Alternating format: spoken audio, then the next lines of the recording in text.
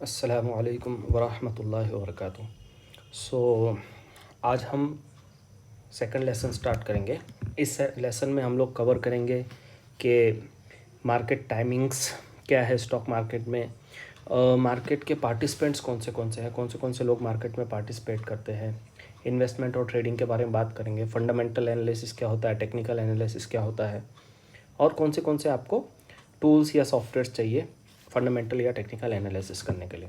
So this is lesson 2। Okay, I hope आपको first lesson clear होगा। Okay, सो अगर हम मार्केट टाइमिंग्स की बात करते हैं, सो मार्केट में 3 सेशंस होते हैं, ठीक है ना। जो फर्स्ट सेशन होता है उसे हम कहते हैं प्री ओपनिंग टाइमिंग।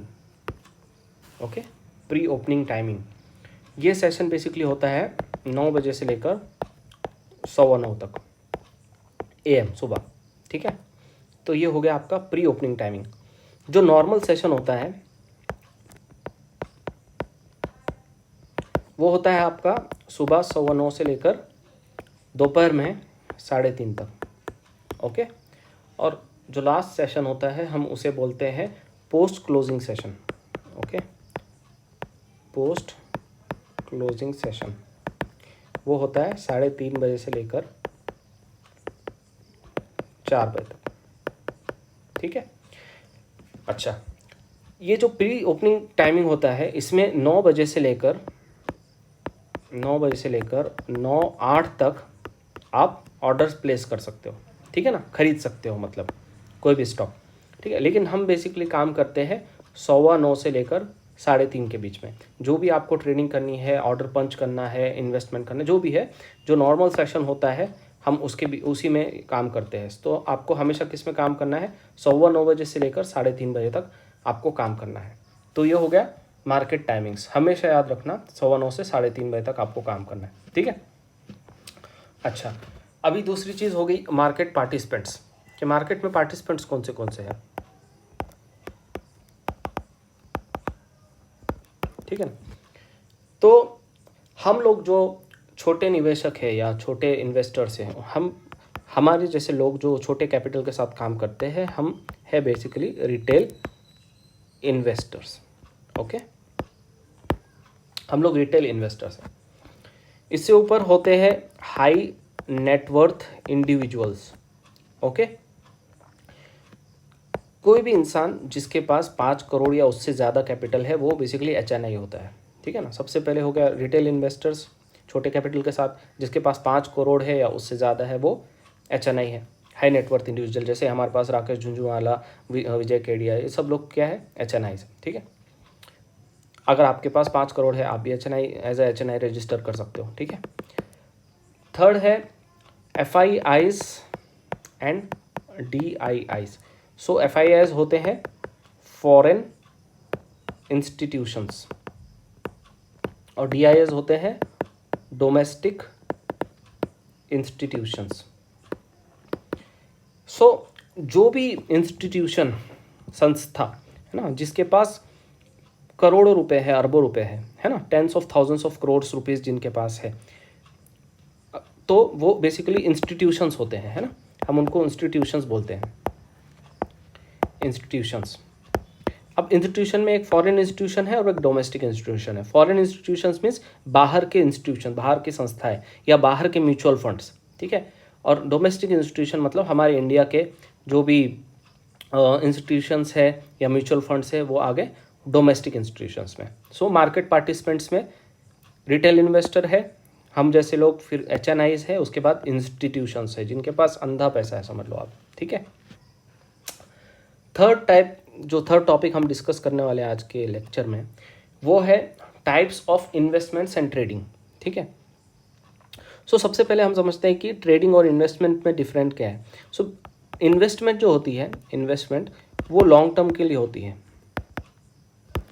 और जो ट्रेडिंग होती है वो होती है short term, comparatively short term के लिए होती है, ठीक है।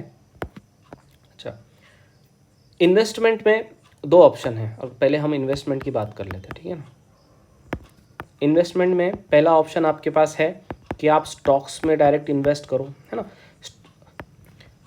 एक होता है शॉर्ट टर्म इन्वेस्टमेंट, एक होता है लॉन्ग टर्म इन्वेस्टमेंट। तो अगर आप स्टॉक, किसी भी स्टॉक में, लेट से आपने टाइटन का स्टॉक खरीदा या रिलायंस का स्टॉक खरीदा, अगर आप उसको 3 साल से लेकर 5 साल तक के लिए होल्ड करना है, आपकी नियत है, तो आप उसमें निवेशक हो, यानी आप उसमें इन्वेस्टर हो उस पर्टिकुलर स्टॉक में, ठीक है।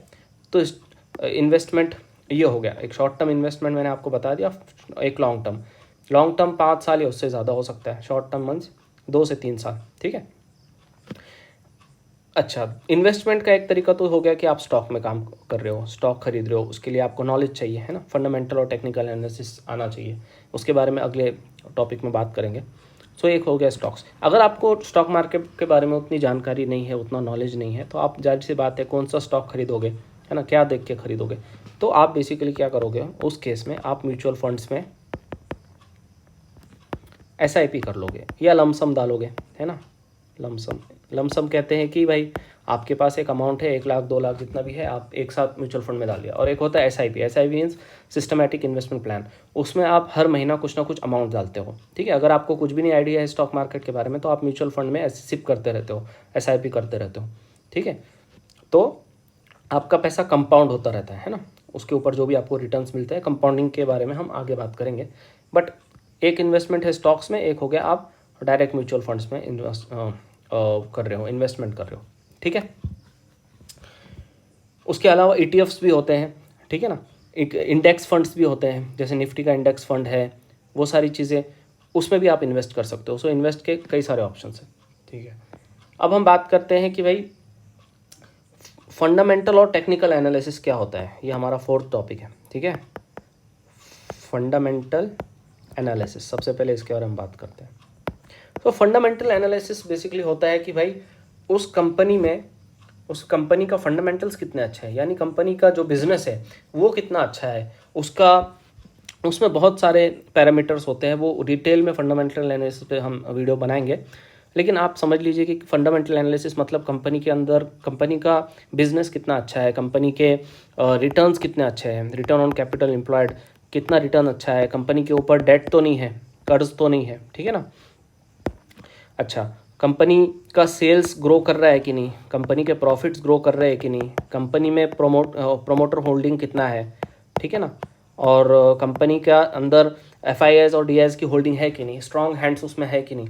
बहुत सारी चीज़ें हम फंडामेंटल एनालिसिस में देखते हैं to know that company is good और नॉट फंडामेंटली, ठीक है। तो ये हो गया फंडामेंटल एनालिसिस। उसके अलावा एक होता है टेक्निकल एनालिसिस। अभी हम सुपरफिशियली बात कर रहे हैं, डिटेल में इसके ऊपर वीडियोस बनाएंगे, ठीक है ना। एक होता है टेक्निकल एनालिसिस। टेक्निकल एनालिसिस क्या होता है, इसको एक लाइन में अगर बोलो तो चार्ट रीडिंग समझ लीजिए आप, ठीक है ना। टेक्निकल्स देखना, चार्ट्स देखना कि कंपनी का जो चार्ट है, उस पर्टिकुलर स्टॉक का जो चार्ट है, उसमें क्या है, उसमें वो डाउन ट्रेंड में है, अप ट्रेंड में है, साइडवेज है, कौन से मंथली चार्ट में आप देख सकते हो, वीकली चार्ट में, अलग अलग टाइम फ्रेम्स है जिसमें आप देख सकते हो। हम टाइम फ्रेम्स पे भी आगे बात करेंगे, ठीक है ना। तो ये हो गया फंडामेंटल एनालिसिस, और दूसरा हो गया आपका टेक्निकल एनालिसिस, ठीक है। फंडामेंटल एनालिसिस और टेक्निकल एनालिसिस के बारे में हमने बात कर ली। अब हम बात करते हैं कि उस कंपनी कौन से हमको सॉफ्टवेयर चाहिए होंगे फंडामेंटल एनालिसिस के लिए और टेक्निकल एनालिसिस के लिए। तो फंडामेंटल एनालिसिस के लिए हम लोग यूज़ करेंगे Screener.in, और टेक्निकल एनालिसिस के लिए हम लोग यूज़ करेंगे ट्रेडिंग व्यू, ठीक है। तो इसके ऐप भी होते हैं एंड्रॉयड में, iOS में ऐप्स है इसके, ठीक है। तो आप फंडामेंटल एनालिसिस के लिए Screener.in यूज़ करोगे और टेक्निकल एनालिसिस के लिए ट्रेडिंग व्यू यूज़ करोगे। एक इसमें मैं बता देता हूँ आपको, ठीक है ना। तो ये हो गया Screener.in, ठीक है। यहाँ पर आप देख सकते हो, जैसे ये एक स्टॉक है, ठीक है ना। इस स्टॉक के बारे में बेसिक इन्फॉर्मेशन है, इसका मार्केट कैप कितना है, ये कुछ इसके वैल्यूज़ है, इसके बारे में डिटेल में एक वीडियो बनाएंगे। इसके सेल्स कितने हैं, इसका EPS क्या है, नेट प्रॉफिट क्या है, quarterly, yearly, balance sheet, cash flows, share holding pattern. तो ये सारा हो गया आपका फंडामेंटल एनालिसिस। एक होता है टेक्निकल एनालिसिस। टेक्निकल एनालिसिस के लिए आपने ट्रेडिंग व्यू में जाना है और ट्रेडिंग व्यू में जाके आप किसी भी कंपनी का अगर आप चार्ट खोल लोगे, ये चार्ट ऐसा होता है, ठीक है ना। तो इस चार्ट रीडिंग के आर्ट को हम लोग बोलते हैं टेक्निकल एनालिसिस, ठीक है। सो आई होप ये सारे टॉपिक्स आपको क्लियर हो गए होंगे। कुछ भी अगर डाउट हो तो आप मुझसे पूछना कमेंट सेक्शन में। इसके ऊपर, इन सारी चीज़ों के ऊपर हम डिटेल में बात करेंगे आने वाले सेशंस में। ओके।